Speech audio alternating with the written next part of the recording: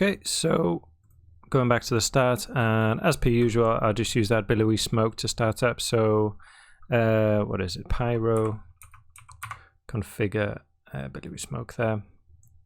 So just delete that, and that will be our source. Okay, let's go forward a few frames. So we got something. So obviously we want to keep the input. I'm not going to be working with temperature in this simulation, okay? It's just not something, it doesn't really make sense in terms of a tornado, right? You could use it if you want, but I'm just gonna stick with density for this one. So, and then we can add noise to that. Let's visualize, let's go forward a bit. And then visualize it. Let's see, density. We've got a load of attributes here. You could delete them, you know, some that could cause problems. You know, whenever we've got the results of one simulation going into another, you always need to be cautious of the attributes on your geometry. However, you know, we're going to be rasterizing this. And as soon as we do that, you can see, you know, that it's going to forget about all those other attributes there. We just got density, temperature, that's just because that's there, and then, you know, everything else is lost, and it's going you know, really fast now, so I'm not too worried about it going slow, caching this out and stuff. Okay, but just a note there on keeping things clean. So yeah, we've got the noise there, but that looks fine for the moment, so we can come back and work on that later if necessary. Again, that doesn't really matter, but we can delete temperature there. Rasterize.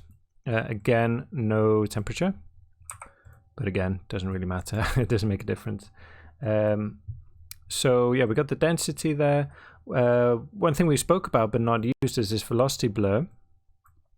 So that excuse me, that will take the velocity. You can see a little bit of a change there and streak the density attribute along that velocity, right? So if I push this to 2, you can see hopefully that is starting to stretch out. Maybe if we push it, it's kind of working. Let's drop that back down. Maybe let's push this up. There we go. Just to kind of get something a bit more realistic. And we'll want to get that velocity attribute as well. We want to use that. Let's make sure that this is turned off. Okay, limit resolution, just like the other course, the other weeks. There we go. Now we're seeing it. See that kind of streaking going on. If I turn that off, we get those points, and then like that, we start to get some streaking going on. Particle scale, you might want to play around with that. I normally try to do this, well, not because the visualization of velocity is a bit weird.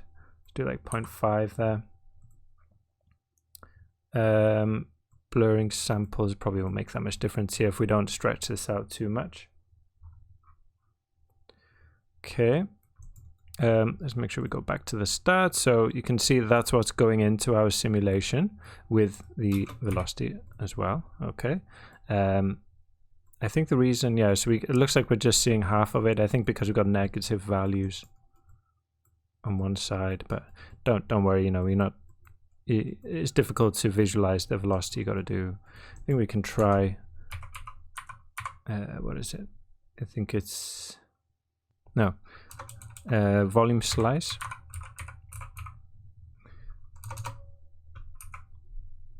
If you just take one of these. Okay, and then trail, I think volume trail.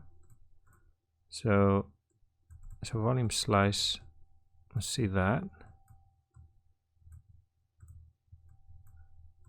And then maybe we have to specify the velocity. There we go. So you can see the velocity there. I don't know if that has to be velocity or density. No, velocity looks better, yeah. Okay, so there you get a sense. You can actually visualize the velocity with that, and you can change a load of parameters there. You get a sense of that, you know, swirling around. You can change the position, I think, with this, maybe, or maybe not. No, this one is you change the offset. Okay, but that's yeah, a good way of visualizing. So let's go back to the first frame there and just quickly look at the simulation. So what we're sourcing, bring in density and temperature. We got no temperature. So now if we watch this, let's raise this voxel scale. Be careful with this because, you know, we got a big simulation here. So, you know, the voxel size is dependent on the scale of your scene. So since we got a big thing going on, I'm going to raise that up. So right now it looks like we got some movement, but we don't. Let me just quickly, let's make a distant light. If you just press enter, we'll just drop it in the middle and hide that. Just so we get some kind of shadowing going on. And then go like that.